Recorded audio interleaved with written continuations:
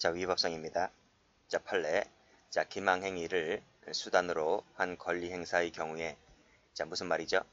채권자가 채무자에게 돈을 빌려줬는데 채무자가 돈을 갚지 않습니다. 그러면 채권자가 사기쳐서 돈을 뺏어오면 됩니까? 안 됩니까? 안 되죠. 즉, 그와 같은 기망행위가 권리 행사의 수단으로서 용인될 수 없다 했잖아요. 없다 동그라미. 그러면 뭐가 된다? 사기죄가 된다는 판례입니다. 자, 그런 취지하에서 나머지 판례를 좀 보도록 합니다.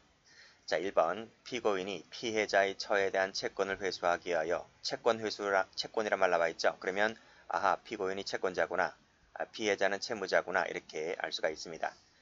이때 피해자의 처와 공모했다. 자, 공모 동그라미 빨간 펜으로. 자, 그래서 제3자를 매수인으로 내세워서 매매계약을 체결하고 그 대금을 채권 변제에 충당한 것은 위에서 방금 보았던 대로 용인할 수 없는 정도의 기망행위를 썼다라고 볼 수가 있기 때문에 사기죄가 된다는 내용의 판례입니다. 자, 밑에 2번 산재 보험급여를 지급받을 수 있는 지위에 있었다. 지위에 있었다. 지위에 있으면 이 사람이 채권자가 되는 거죠. 자, 그럼에도 이 채권자가 업무상 재해를 입은 사실이 전혀 없음에도 불구하고 허위 동그라미 치시고 부정 동그라미 치시고 자, 산재 보험급여를 지급받았다는 거죠. 이것도 사기죄가 된다는 내용의 판례입니다. 자, 3번 자, 근저당권자가 누구죠? 채권자죠. 자, 이 사람의 대리인입니다. 자, 이 대리인인 피고인이 경매 개시 결정 정본 등 서류의 수령을 피고인에게 위임한다는 내용의 피해자 명의 위임장을 위조했죠. 그래서 법원을 제출했고 결국 경매 개시 결정의 정보를 받았잖아요. 당연히 사기죄가 되는 거죠. 위조 동그라미. 당연히 여기서 보시면 근저당권이 유효하다. 유효하죠. 그렇죠? 그래야 근저당권자가 채권자니까 이 채권에 기해서 이직거리 했다는 것 아니겠습니까? 자, 4번. 자, 냉동 오징어를 구입하더라도 그 잔대금 지급 의사가 없대요. 자, 계약의 명목으로 일부 금원을 지급하고 나머지 대금을 지급하지 않았습니다. 이때 피고인이 위 잔대금 채무를 이전에 피해자에 대해서 가지고 있었던 채권으로 상계할 의사를 가지고 있었다 손치더라도, 그쵸? 피해자가 위 채권의 존재 여부를 지금 다투고 있잖아요. 다투고 있는 실정이기 때문에 자, 마치 현금으로 결제할 것처럼 기망해서 이 피고인이 물품을 교부받은 것은 이것은 용인될 수가 없기 때문에 사기죄가 된다는 내용의 판례입니다. 자, 5번. 자, 토지를 20년 이상 점유하잖아요. 그러면 민법에서는 점유취득시효라고 하는 것을 인정합니다. 이 토지는 다른 사람의 토지죠. 즉 다른 사람의 토지를 20년 이상 동안 점유해 오면 점유 취득시효가 인정되어서 이게 내 땅이 될 수 있거든요. 물론 불법 점유했다고 해서 다 내 땅이 되는 것이 아니고 일정한 요건을 갖춰야 됩니다. 이때 자주점유라고 하는 것인데 이 자주점유란 말의 의미는 좀 어렵죠. 민법에 공부를 해야 좀 배우는 것들인데 소유의 의사를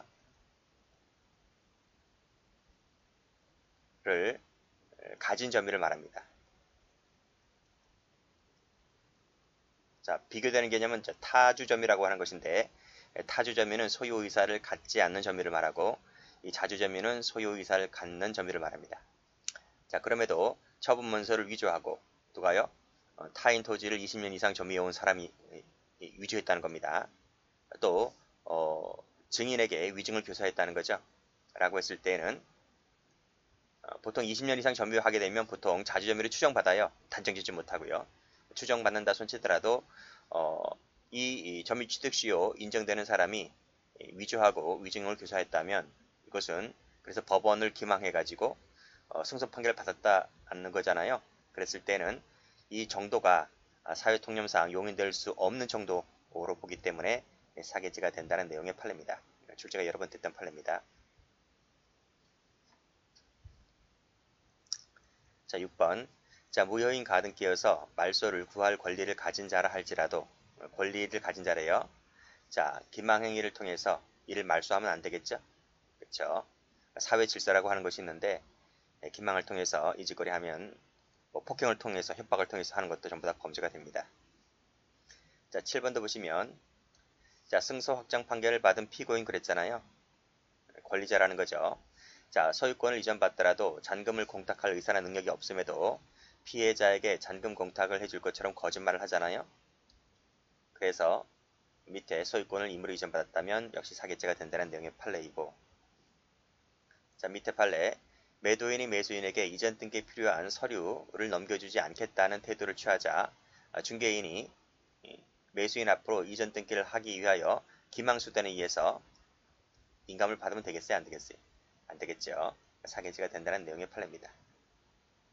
자, 밑에도 채권을 변제받기 위한 방편으로 피해자에게 환전해 주겠다고 기망 동그라미 치시고 약속금을 받아내는 것 자체가 사기가 되는 것이다. 이때 이 재물이 불가분일이라고 한다면 전보에 대해서 사기죄가 된다는 내용의 판례입니다. 자, 보험금을 지급받을 사유가 있다. 그 채권자란 말이죠. 채권관계, 채무관계 있다는 겁니다.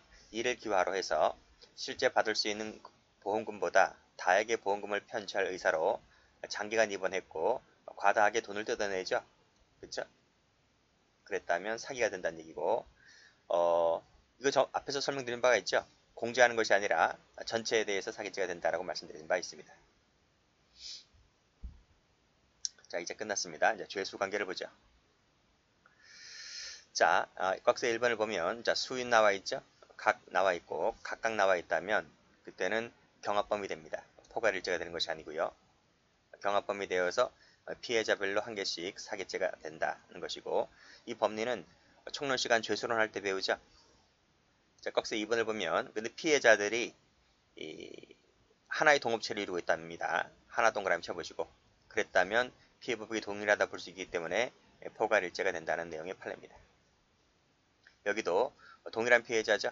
그랬을 때는 수회에 걸쳐서 기망행위를 통해서 돈을 편취했다 할지라도 역시 포괄일죄가 된다는 내용의 판례입니다. 자, 포괄일죄가 되는 것은 여기 두 개, 하나, 여기 동일만 됩니다. 자, 다음 판례입니다. 최신 판례인데, 자, 피고인이 부부인 피해자들을 기망해서 자, 피해자별로 계약서를 작성하고 피해자별 명의로 각각 계좌로부터 돈을 받아 편취했다는 거죠. 근데 그 편취액이 5억이 넘습니다. 5억이 넘게 되면 특정경제범죄, 가중처벌 등에 관한 법률로 형량이 아주 높아져요. 자, 문제는 이 피해자들에게 각각 계약서를 작성하고 각각 돈을 받았죠. 그 시점도 약간 다른데, 그러면 계약서를 각각 받았기 때문에 또 각각의 계좌로부터 받았기 때문에 이 피해액을 나누어야 되느냐. 나누면 5억이 안 돼요. 각각 뭐 3억 3억 이렇게 된다고 하면 5억이 안 되잖아요. 그러면 이 법률로 특가법으로 처벌받지 않을 수도 있는 거거든요. 그런데 문제는 부부이기 때문에 이 액수를 합쳐야 되느냐 합치지 말아야 되느냐 문제가 발생하는데, 판례가 뭐라고 하냐면 이러이러한 과정 등을 모두 종합적으로 고려해 봤을 때 부부이기 때문에 피해법익은 돈을 하다가 보았다. 그래서 포괄일죄가 되므로 피해 액수를 합쳐야 된다는 얘기입니다. 자, 최신 판례라서 좀 봐두시면 돼요. 포괄일죄로 보았다. 자, 타죄 관계 가볼까요? 자, 사기죄와 관련된 판례가 아주 출제가 잘 되죠. 무지무지 출제가 잘 됩니다. 자, 1번부터 보도록 하죠. 이 사기 도박이 사기죄입니까? 도박죄입니까? 이 도박죄가 되려면 우연성이라는 것이 있어야 돼요. 우연성. 근데 사기 도박은 우연성이라는 게 없잖아요. 그쵸? 여기 나와 있네. 우연성이라는 게 없다고. 그래서 도박죄는 되지 않고 뭐만 된다? 그쵸? 사기죄만 됩니다. 자, 출제 많이 됐습니다. 그럼 사기죄는 언제 착수라고 했나요? 앞에서 기망행위를 개시했을 때, 이때 착수가 된다 그랬죠? 자, 그런 전제하에서 사기적인 방법으로 도금을 편취하려고 하는 자가 상대방에게 도박에 참가할 것을 권유했다. 도박 참가, 권유, 동그라미 치시고 이게 바로 기망행위를 개시한 거죠. 그래서 이때 사기도박 같은 경우에 이때에 착수가 됩니다. 자, 꺽쇠 3번. 사기도박에 필요한 장비를 갖추고 그러한 의도로 피해자들에게 도박에 참가하도록 권유했을 때, 그래, 이때가 바로 뭐다? 참가하도록 권유했을 때 착수가 인정된다고요. 그러니까 이게 보세요. 거기서 3번을 보면 준비를 갖춘다고 했잖아요. 그러니까 이제 여기서 여관방입니다. 여관방.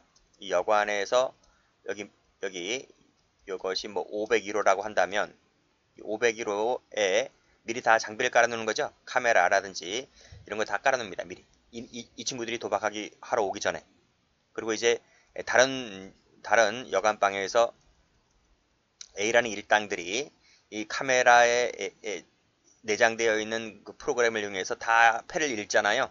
읽고 나서 여기서 여관방 안에서 그 카드를 치는 그 공범 중 한 놈에게 뭐 귀에 있는 뭐 무슨 소리가 나잖아요. 귀에 뭐 꽂으면 그 소리를 해가지고 패를 이제 읽어주잖아요. 그렇게 해서 이제 이런 작당을 다 합니다.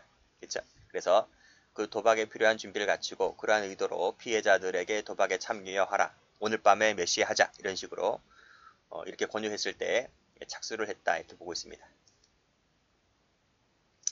자, 피고인 등이 그 후에 사기 도박을 숨기기 위해서 얼마 동안은 정상적인 도박을 하죠. 그쵸? 처음에는 막 이뤄주기도 하잖아요. 정상적인 도박을 했다 하더라도 이것은 뭐예요? 이것도 사기 수단이 되는 거예요.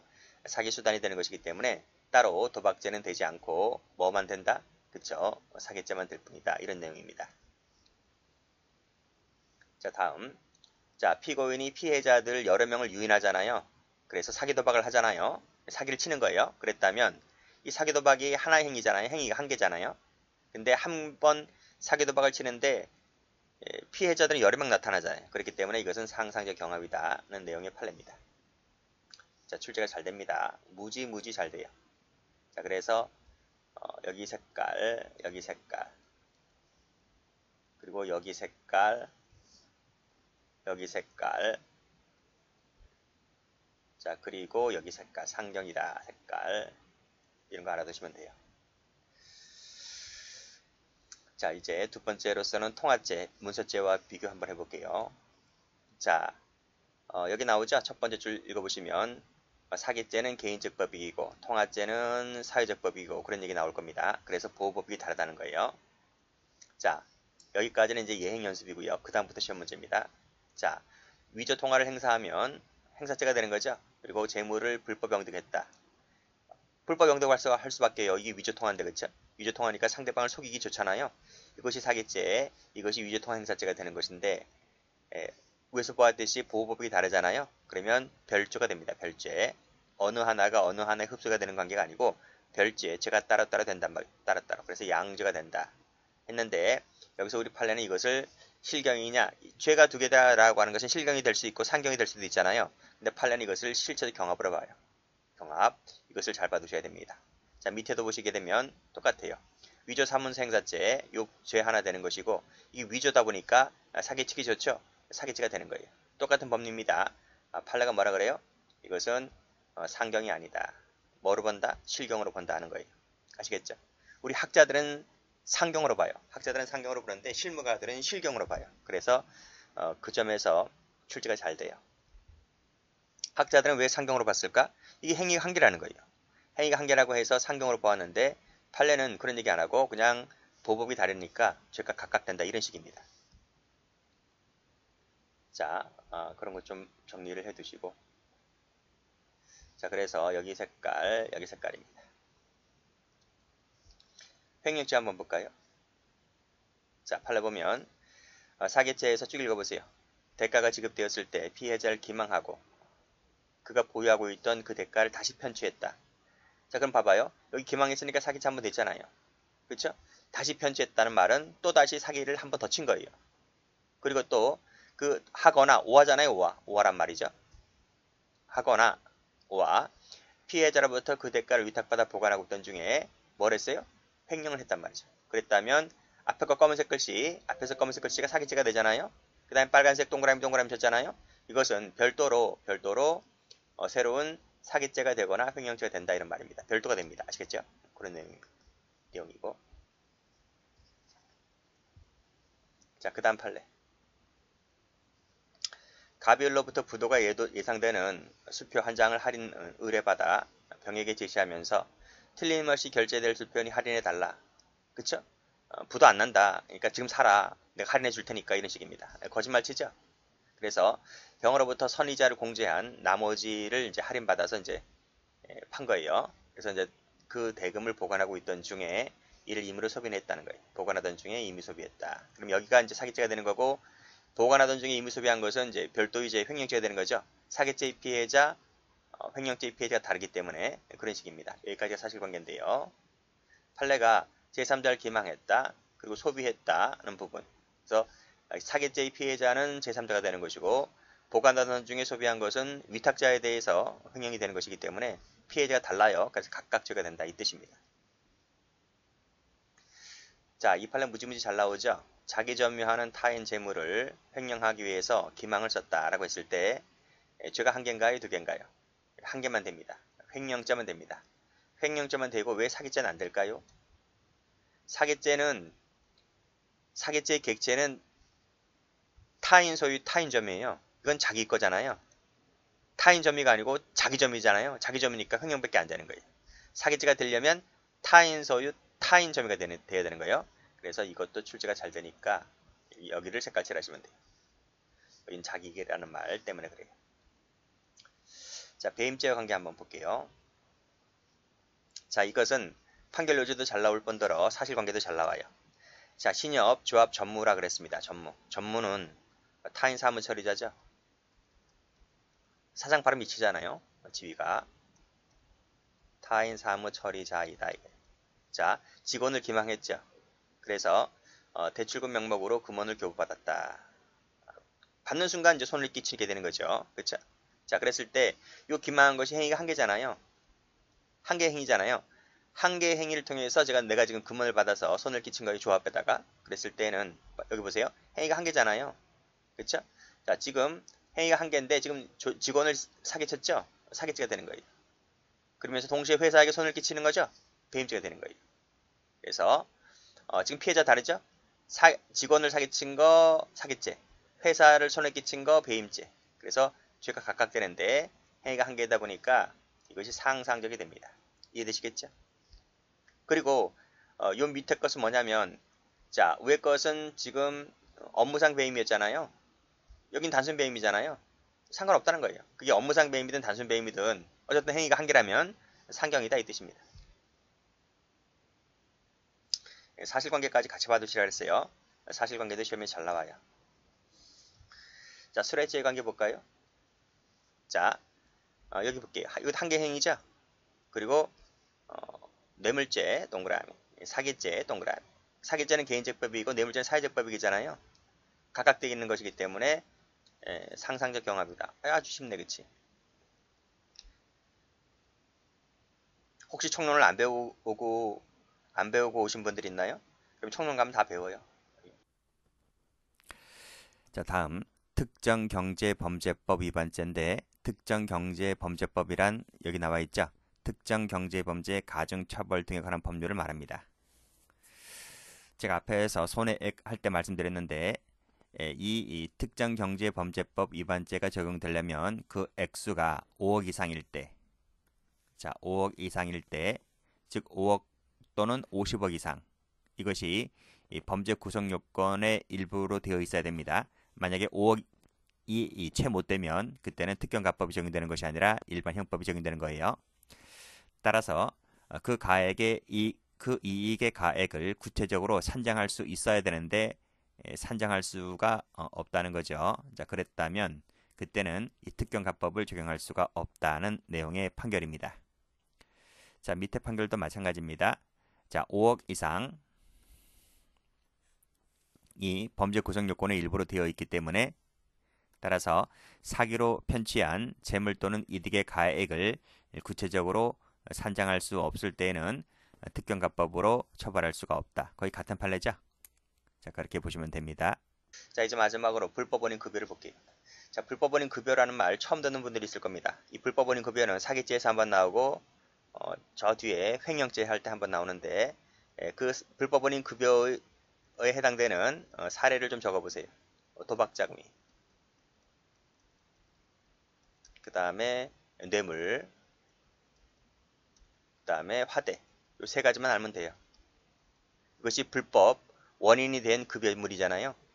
뇌물도 마찬가지고. 내가 원래 정상적인 돈이라면 내가 노동의 대가로 봉급을 받는 거잖아요. 근데 이 뇌물이라고 하는 것은 내가 노동도 안 했는데 노동의 대가로 받은 돈이 아니잖아요.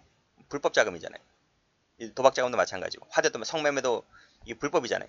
전부 다 불법이잖아요. 통해서 얻어진 돈입니다. 이게 불법적인 급여물입니다. 자, 이러한 이 불법적인 급여물을 통한 것이라 할지라도 사기죄로 사기쳐가지고 이걸 뺏어오면 안 되잖아요.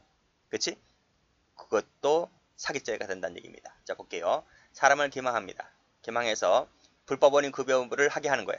도박을 자금을 뭐 빌려달라는 식으로, 뇌물을 달라는 식으로, 성매매 대가를 달라는 식으로, 이런 식으로 하게 했을 때 사기죄가 될 수 있느냐? 된다는 거죠. 그래서 매음 의사 없이 매음에 응할 것처럼 가장해서 매음료를 받아내죠. 특히 여자들, 그렇죠? 여자들. 그러니까 뭐 어느 모텔에서 만나자라고 인터넷 채팅하면서 얼굴도 처음 보는데 인터넷 채팅하면서 미리 50%를 당겨달라 그러죠. 당겨달라 그러고 나머지 50%는 뭐 성관계 하고 나서 준다 그러잖아요. 그때 어리숙한 남자들이 50%를 먼저 줘요. 계좌 이체시킵니다. 이체시키고 여자들은 돈 받고 튀는 거지. 안 간다는 거죠. 왜냐하면 신고 못 한다는 거죠. 너네도 성매매 하려고 하는 나쁜 놈들이라서 너네가 스스로가 경찰서 가서 나를 신고할 수 있겠느냐 라고 하는 약점을 이용하는 거죠. 이런 것들 전부 다 사기가 될 수 있다는 겁니다. 자, 대신 로비를 해주겠다며 접대 비용을 받아 편취했다라고 했을 때, 그렇죠? 이런 것들 다 불법적인 급여물입니다. 전부 다 사기쳐가지고 뺏는 거죠. 전부 다 사기죄가 된다는 내용입니다. 우리 판례는 이것을 긍정합니다. 자, 그럼 판례 볼까요? 여기 보세요. 돈을 갚을 의사가 없는데도 불구하고 도박이 바로 뭐예요? 도박 자금이 바로 불법적인 급여물인 거예요. 그래서 돈을 빌리죠. 돈 안 갚아요. 사기라는 거죠. 여기도 보시게 되면 여기도 불법적인 급여물입니다. 여기도 도박 자금이 불법적인 급여물입니다. 어떻게 했다고요? 그렇죠. 기망을 통해서 돈을 빌려달라 했고 먹튀하는 거죠. 그럼 사기가 되는 거예요. 자, 밑에도 판사 로비 자금 나와 있습니까? 판사한테 로비를 하면 돼야 안 돼요? 안 되잖아요. 그렇죠? 판사한테 돈 갖다 바치고 자기한테 유리한 판결을 이끌어내려고 그렇게 해서 돈을 빌려달라고 하죠. 그렇죠? 그러니까 이 친구가 돈을 빌려줘요. 근데 이 친구가 그렇게 쓰지 않죠? 그 친구가 일부는 쓰는데 일부는 자신의 사업자금, 말이 사업자금이지 전부 다 개인 소비했다는 건 아니겠습니까? 그러니까 일부는 여기다 쓰고 일부는 여기다 썼다 하더라도 전부 다 뭐가 된다? 사기죄가 된다. 이런 식으로 판단하시면 되겠습니다. 자, 됐고 밑에 기출문제도 다 그런 거예요. 여기도 보시게 되면 5번, 6번도 다 기출인데 여기 살해할 준비를 하는 비용을 달라고 거짓말을 했다. 요 비용이 바로 뭐죠? 요 비용이 바로 불법적인 급여물이죠. 그리고 거짓말해서 돈 뜯어내죠. 여기도 국회의원에게 입법 로비 자금으로 쓸 테니까 얼마를 달라고 하면서 자기 개인적인 채무 변제에 쓰잖아요. 라고 했을 때 사기죄가 된다. 이런 얘기입니다. 자, 됐습니다.